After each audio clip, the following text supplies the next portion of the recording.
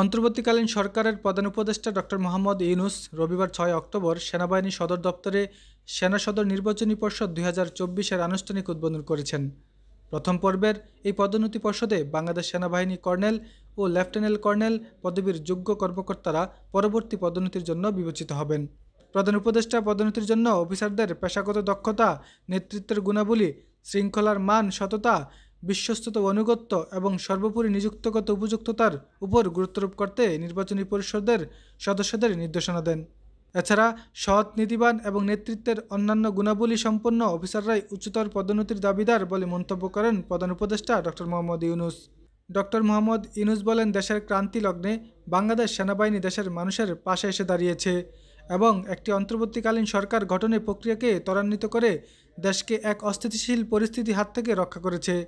ফলশ্রুতিতে বাংলাদেশ সেনাবাহিনী আবারও দেশের মানুষের কাছে আস্থার প্রতীক হিসেবে স্বীকৃতি লাভ করেছে।